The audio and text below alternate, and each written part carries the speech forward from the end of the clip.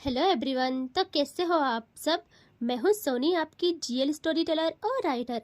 सो बिना किसी देरी के आते हैं सीधा स्टोरी पे। फोर्स लव का पार्ट 19 पिछले पार्ट से आगे देखेंगे। ओके। यहाँ काव्या लोग सीढ़ियों के ऊपर खड़े थे और रूही काव्या के सीने से लगी हुई थी कि बस काव्या पे कोई मारे ना, उससे कुछ ना हो जाए, बस इसीलिए अपनी काव्या को प्रोटेक्ट करना चाहती थी वो, कि इससे कोई मारे ना। मासूमियत के चलते जितना उसके दिमाग में आता है वो सब करती है कि तभी उसके कानों में एक जोर की आवाज़ पड़ती है। वो घबरा के देखती है काव्या को, जिसके चेहरे पे बड़ी सी स्माइल थी। रूही एकदम देखती है सीढ़ियों की तरफ, जहाँ उन गार्ड्स के ऊपर वो जो इन्हें हिट करने वाला था वो इतनी स्पीड में गिरता है कि उनको भी ले डूबता है अपने साथ, उनका सर बच जाता है। और रूही आंखों को बड़ी बड़ी करते हुए देखती है अगेन काव्या पे, और काव्या कहती है अपने कॉलर को सही करते हुए, काव्या सिंगानिया यू नो ना। रूही क्या करे, उसे कुछ समझ नहीं आता और वो जल्दी से काव्या के फेस पे हाथ रखती है और कहती है आपको आपको तो नहीं लगी ना कुछ, दिखाओ मुझे। काव्या कहती है नहीं जान, मैं ठीक हूँ, और रुको हाँ मैं जरा इनसे निपट के आती हूँ। यहाँ रूही घूरती है काव्या को और कहती है कोई जरूरत नहीं है समझे, चलो यहाँ से, बड़े आए निपटने वाले। और वो अगेन काव्या का हाथ पकड़ती है और सीढ़ियों से नीचे लाने को होती है। वो गार्ड्स जो सीधा हॉल में जाके गिरे थे, किसी का सर फूट गया था और कोई खुद को संभालने की नाकाम कोशिश कर रहा था। रूही मौका देखते ही काव्या का हाथ पकड़ के हॉल में आ जाती है और वो देखती है एक गार्ड को, जिसके सर से खून आ रहा था और वो रो भी रहा था। रूही के हाथ पैर कांपने लग जाते हैं। यहाँ काव्या कहती है जान क्या हुआ, रुक क्यों गए, चलो ना। रूही इमोशनल होके कहती है उस उस भैया को देखो ना। यहाँ काव्या कहती है कौन भैया। रूही जल्दी से उस गार्ड को कहती है सॉरी भैया, इनकी तरफ से मैं माफ़ी मांगती हूँ, लेकिन आप लोग कोई दूसरा काम ढूंढे ना, ये गुंडागर्दी अच्छी बात नहीं है। यहाँ काव्या गहरी सांस लेती है जब वो देखती है ऊपर के गार्ड्स भी इनकी तरफ आ रहे हैं। काव्या रूही को एकदम उसकी टम्मी से ग्रैब कर लेती है और उठा के बाहर जाते हुए कहती है जान चलो यहाँ से, अभी वो तुम्हारा प्रवचन सुनने के मूड में बिल्कुल भी नहीं है और वो उनका ना काम है समझे, गार्ड से, वो गुंडे नहीं। यार रूही कहती गार्ड से तो क्या हुआ, इंसान नहीं है क्या, पता भी है जब हम आ रहे थे मम्मी जी ने कितनों को मरवाया, बेचारे उनका भी तो घर परिवार होगा। यार काव्या कहती है हे भगवान, ये सब बातें हम घर जाके भी कर सकते हैं जान। और वो रूही को ऐसे ही उठा के बाहर लाने को होती है कि तभी मेन डोर से एक गार्ड इनको गन पॉइंट करते हुए अंदर आने लगता है और काव्या के कदम रुक जाते हैं और काव्या रूही को नीचे उतार देती है। यह काव्या को पता था शूट करने की परमिशन नहीं है उनको, बस वो लोग उन्हें हासिल करना चाहते हैं। काव्या रूही को देखती है और कहती है भैया कोई कोई ढूंढो ना, कोई काम ढूंढो ना, चाहो तो मेरे हबी के फैक्ट्री में सीवी पहुंचा दो, मैं सबको जॉब दिलवा दूंगी। यहाँ रूही टेढ़ी आंखों से घूरती है काव्या को और कहती आप मेरा मजाक बना रही हो, मुझे पता था अब आपका प्यार कम हो गया है, करते ही रहिए पहले जैसा प्यार, पहले कैसे मानना होता था मेरी हर बात को। यहाँ काव्या कहती है मेरी जान अच्छा ठीक है सॉरी ना, लेकिन बच्चा टाइम और जगह और सिचुएशन भी तो देखनी चाहिए ना। वो देखो, और रूही देखती है गेट से आ रहे गार्ड्स को और वो शॉक्ड, वो बहुत डर जाती है और काव्या का बाजू जोर से पकड़ लेती है। यहाँ काव्या देखती है पीछे और वहाँ के भी इनकी ओर ही आ रहे थे और कुछ टाइम के बाद 4 गार्ड्स नीचे इन्हें घेर लेते हैं, अच्छे खासे थे वो, और वो इन दोनों को घेर लेते हैं नीचे आके और वो कहते हैं अब भागने का कोई फायदा नहीं, चुपचाप बात मान जाओ। काव्या एक अजीब सी स्माइल करती है और कहती है भागना तो मैं भी नहीं चाहती थी, लेकिन क्या करूं, मेरी बीवी बहुत भोली है ना, इसको किसी को नुकसान पहुंचाना अच्छा नहीं लगता, इसीलिए वो मुझे भगा रही थी ताकि मेरे हाथों तुम सबकी मौत ना हो जाए। यहाँ एक गार्ड बहुत हंसता है और कहता है इनकी तरफ आते हुए कहता है कि अरे देखो इनको, बिना हथियार के हमसे लड़ने चली है, अभी ढेर कर देंगे इन दोनों को। और काव्या को इतना गुस्सा आता है कि उसकी एक आइज ना, उसकी आइज बहुत शार्प हो जाती है और रूही जल्दी से कहती है देखिए प्लीज प्लीज हमें जाने दो, हम कुछ भी नहीं करेंगे, ना लड़ाई ना हमें आपकी ज़मीन चाहिए। और उस गार्ड की हल्की सी एक सेकंड की नज़र ही रूही पे पड़ी थी कि शेर उसका फ़ायदा उठा लेती है। एक जोरदार किक खुद को लिफ्ट कर गार्ड के उस हाथ में मार देती है जिसमें उसकी गन थी। और कुछ समझ पाते कोई भी, काव्या उस गन को एकदम से अपने हाथों में कैच कर लेती है। वट्टा मूव। यहाँ सबकी आंखें खुली की खुली रह जाती है कि ये कब और कैसे हो गया। और गार्ड तो बस अपने हाथ को ही देखता रह जाता है और रूही देखती रह जाती है काव्या को। और तभी काव्या की दूसरी लात लगती है उस गार्ड्स के सीने पे, हवा को चीरते हुए। वो पीछे गिर जाता है। जो पीछे के गार्ड्स थे उनकी ओर इतनी तेज टकराता है उन पे कि सारे गिर जाते हैं एक साथ। यह काव्या अब कहती है, लड़ने के लिए जिगर चाहिए, हथियार नहीं।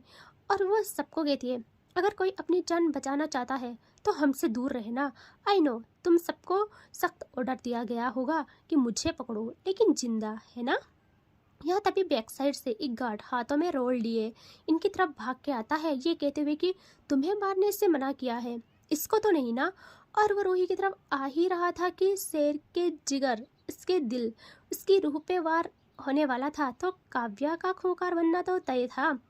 और रूही को सेकंड के हिसाब से वो अपनी बाहों में कस लेती है और एक झटके में पीछे मुड़ के सीधा हेडशॉट।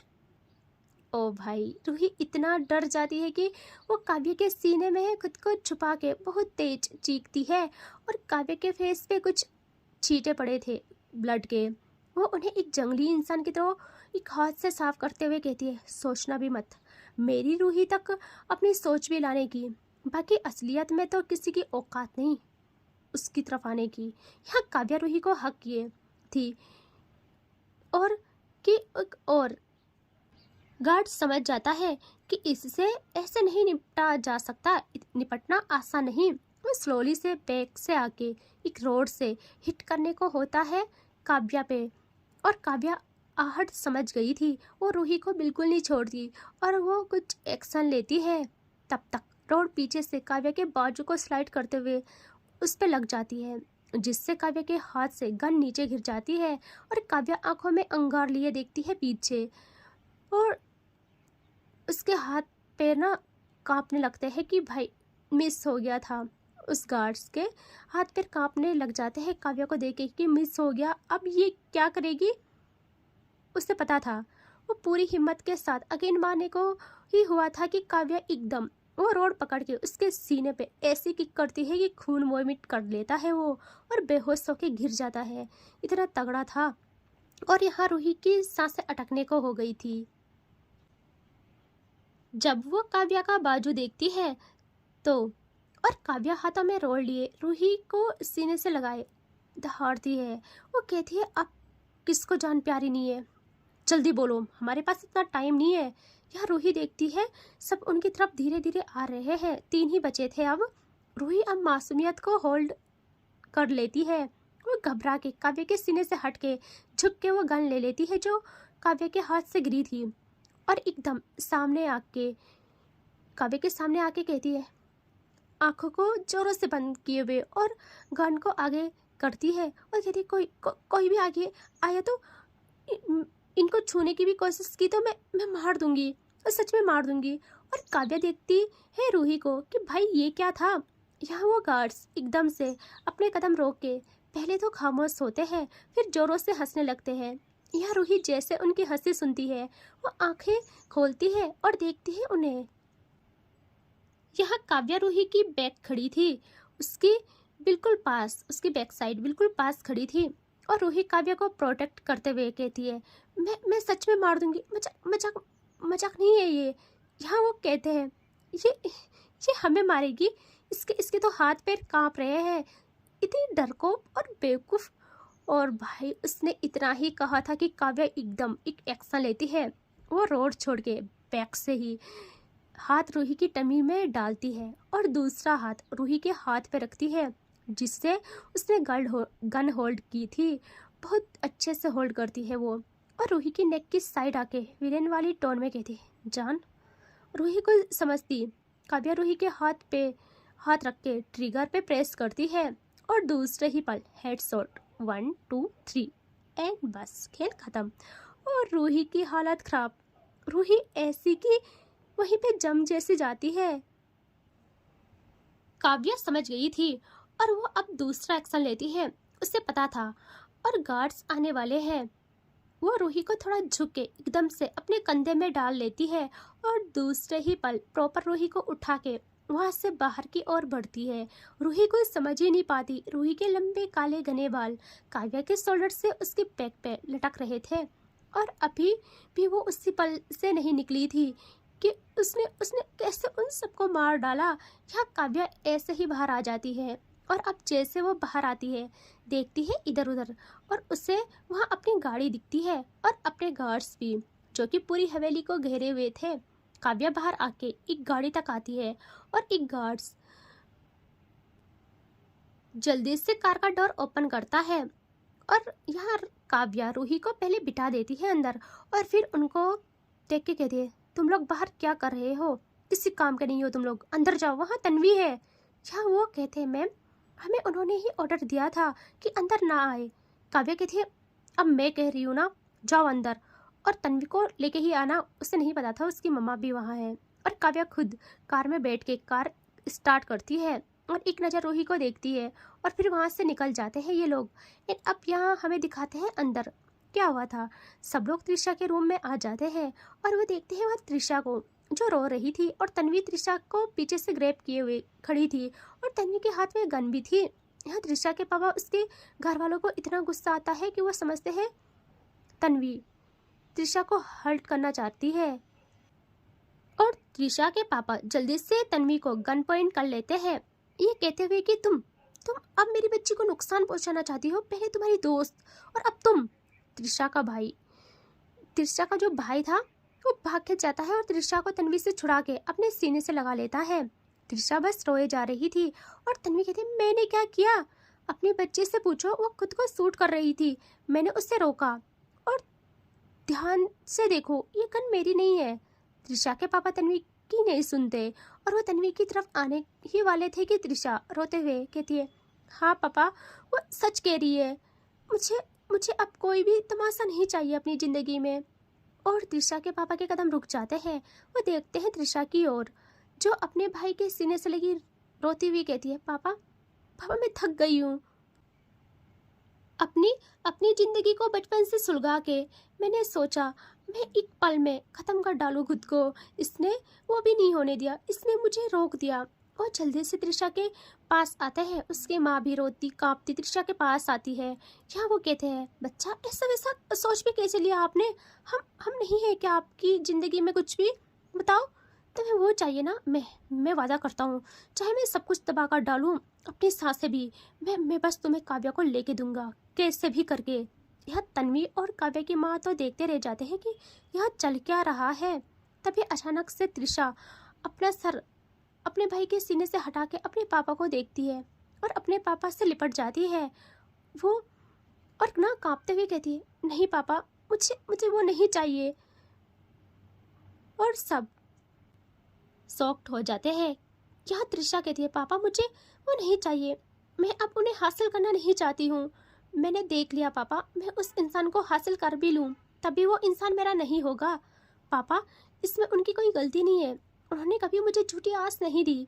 वो चाहे तो एक इशारे पे मेरे साथ सब कुछ कर सकते थे, कुछ भी गलत कर सकते थे, लेकिन कभी नहीं किया। इसी वजह से मैं उन पे और मरती गई। पापा मैं इसको नहीं भूल सकती, कभी नहीं। मेरा प्यार उनके लिए कम भी नहीं हो सकता, कभी नहीं हो सकता, लेकिन मैं उन्हें कैद नहीं कर सकती हूँ। मैंने उनकी बीवी को देखा है, वो बहुत मासूम है, बहुत ज़्यादा। बस मुझे यहाँ से कहीं दूर ले जाओ पापा, प्लीज़ मुझे कहीं दूर ले जाओ, जहाँ से ना मुझे कोई दिखे, ना ये जगह, ना ये गांव, ना वो गलियाँ जहाँ मैंने पूरी उम्र बैठ के उस शख्स का इंतज़ार किया जो मेरा कभी था ही नहीं। वक्त सब सही करता है, आप कहते हो ना वक्त सब सही करता है, तो वो वक्त सब सही कर देगा। काव्या बहुत अच्छी है पापा, बहुत अच्छी। उसकी खुशियाँ उसकी बीवी में है और मैं उसकी खुशियों में खुश हूँ। मैं उसे उसकी खुशियाँ देती हूँ, मेरी खुशियाँ भगवान जी मुझे दे देंगे, लेकिन मेरे अंदर बस एक आग है पापा। उसके पापा कहते, क्या बच्चा, वो कहती है राहुल, और उसके पापा को क्लियर पता चल जाता है और जल्दी से उसे हक से रिलीज कर उसका फेस हाथों में थाम के कहते हैं क्या मतलब? और त्रिशा कहती है मुझे उसकी ज़िंदगी मौत से बदतर चाहिए पापा, और इतना मुझे पता है आपका ये काम काव्या अच्छे से कर लेगी, बाकी आप कर लेना पापा। त्रिशा के पापा की आंखों में जो खून चढ़ता है भाई नेक्स्ट लेवल। वो त्रिशा को इस वक्त काम करना सही मानते हैं। वो कहते बच्चा बहुत जल्द आप अपने भाई के साथ यूएस से शिफ्ट हो जाना, वो भी पढ़ने के लिए वहाँ जा ही रहा है, आप भी अपनी पढ़ाई पे ध्यान देना, देखना सब सही हो जाएगा, बाकी का आप सब कुछ मुझ पे छोड़ देना। यहाँ त्रिशा की माँ त्रिशा को बेड में बिठा लेती है और काव्या की माँ और तन्वी भी खुश हो जाते हैं। वो भी त्रिशा के पास आते हैं और त्रिशा को समझाते हैं, उसकी इस समझदारी पे उसे बहुत सपोर्ट करते हैं। यहाँ तन्वी त्रिशा के बगल बैठ के कहती है यार सुनना। त्रिशा देखती है ना माँ को से तन्वी को, और तन्वी कहती है अच्छा हुआ वक्त रहते तुमने बता दिया, वरना तुम्हारे पापा मेरी खोपड़ी उड़ा देते यार। त्रिशा कहती है बचपन में जो भागी थी ना मैं, और तुम्हें सजा मिली थी उस तरह, आज नहीं भागी ना तुम्हें सजा दिलवाई मैंने, अब मुझे ताने मत देना कभी। तन्वी कहती नहीं बिल्कुल ताने नहीं दूंगी यार, हिसाब बराबर हो गया। तभी त्रिशा का दर्द ट्रिगर हो जाता है, वो अगेन तन्वी को ना रोती हुई लगती हुई सीने से लगा लेती है और कहती है यार उस बचपन की गलती की सजा मुझे अभी तक मिली, आगे पता नहीं कब तक ये दर्द रहेगा। मैंने तुम्हें छोड़ा और काव्या ने मुझे पनिश करने के लिए मुझे उठवा लिया, और उसके उस अंदाज ने बचपन की त्रिशा को कैद कर लिया हमेशा के लिए, उसकी रूह को तक खुद में कैद कर डाला। यह तन्वी समझती थी उसका दर्द, सब लोग समझते थे। वो त्रिशा को बहुत शांत करती है, उससे बहुत अच्छे से समझाते हैं और सब लोग की बात वो सुनती भी है समझती भी है। उसके पास सब कुछ था, उसका ब्राइट फ्यूचर उसके सामने हाथ फैलाए बाहें फैलाए खड़ा था, और वो कदम बढ़ा चुकी थी अपने पास्ट से अपने फ्यूचर की ओर। यहाँ काव्या और रूही जो कि कार में थी, और रूही की सांसें अभी भी कंट्रोल में नहीं थी। काव्या रूही के हाथ पे हाथ रखती है और कहती क्या हुआ, सब ठीक है ना, हम आ तो गए वहाँ से। यह रूही देखती है काव्या को और एकदम सारे ख्यालों को झटक देती है कि सब छोड़ो, मुझे किसी से मतलब नहीं, मेरी काव्या मेरे पास है ना, बस यही काफ़ी है। वो अच्छे से काव्या को देख के कहती है आप ठीक हो ना, मुझे दिखाओ हाथ अपना, कहाँ चोट लगी थी?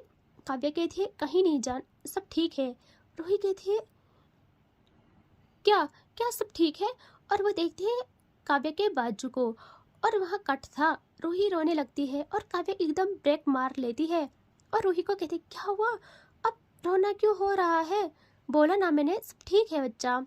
सच्ची में रूही कहती इतनी चोट लग गई, मैं उन्हें मार देती, उन्होंने कैसे कैसे आपको इतना मारा। यह काव्या कहती हाँ हाँ मार देते है ना, वहाँ आप उन्हें जॉब ऑफर कर रही थी। रूही देखती है काव्या के फेस पे और कहती क्या जॉब ऑफर, मैं थोड़ी हूँ लड़ाकू आपकी तरह, मेरा मजाक बना लो बस आप। यह काव्या को पता नहीं क्या होता है, वो कार स्टार्ट करके कहती है हाँ रूही आप मेरी तरह नहीं हो, ना लड़ाकू ना धोखेबाज और ना किसी की आबरू को तबाह करने वाले, किसी को हॉस्पिटल पहुंचाने वाले, है ना। और रूही जैसे ये सुनती है वो देखती है काव्या को जो कि बस कार चलाने पे फोकस कर रही थी, और रूही को पता चल जाता है कि ये एक टॉन्ट था, उसे अपनी गलती का भी एहसास था। वो कहती है कार रोको, काव्या कहती है क्यों, रूही कहती है रोको, काव्या कहती है नहीं मुझे नहीं रोकनी। और रूही जब देखती है कि रोक नहीं रही, रूही एकदम अपनी सीट बेल्ट को खोल लेती है और काव्या को समझती एकदम से काव्या की गोदी में आने लगती है। यहाँ काव्या जल्दी से ब्रेक लगाती है और रूही प्रॉपर बैठ जाती है काव्या की गोदी में और काव्या का फेस हाथों में ले लेती है, बट काव्या देखती ही नहीं रूही को। यहाँ रूही कहती देखोगे भी नहीं, गुस्सा भी नहीं उतारोगे, मेरा बच्चा तो ऐसा नहीं था, वो तो गुस्सा होने पे मुझे दर्द देता था, ऐसे खामोश रह के मौत नहीं। यहाँ काव्या कहती है अब वो बच्चा नहीं रहा, और जैसे वो ये कहती है यहाँ रूही को इतना गुस्सा आता है कि वो काव्या का कॉलर पकड़ लेती है गुस्से में और उससे अपनी ओर करके खुद काव्या के होठों के करीब आके गुस्से में कहती है, ऐसे कैसे वो बच्चा नहीं रहा, मुझे मेरा जंगली बच्चा ही पसंद है। और वो एकदम काव्या के होठों पे झुक के काव्या के फेस को पुल कर कहती है, सकिट। और काव्या को समझती रूही अपनी टंग को धर देती है। ओ माय गॉड, काव्या की हालत खराब कि क्या करे, और काव्या कुछ करती ही नहीं। यहाँ रूही थोड़ा सा पीछे हट के काव्या के फेस पे हल्का स्लैप करती है और काव्या हैरान। यहाँ रूही कहती है, आई सेड सकिट, और वो अगेन टंग धरती है। और काव्या कब तक रोक पाती, वो रूही की नेक को रफली ग्रैब करती है और अब करती है सकना स्टार्ट। और इतने अच्छे से कि कुछ टाइम के बाद रूही को फील हो जाता है कि उसने गलती कर दी जंगली इंसान को खुद को सौंप के। यहाँ काव्या की सकिंग इतनी फास्ट हो जाती है कि रूही की सांसें अटकने लगती है। और जब काव्या देखती है कि रूही की हालत सही नहीं है, वो एकदम से रूही को छोड़ देती है। एंड इससे आगे देखेंगे नेक्स्ट पार्ट में। ठीक है, टेक केयर, बाय बाय।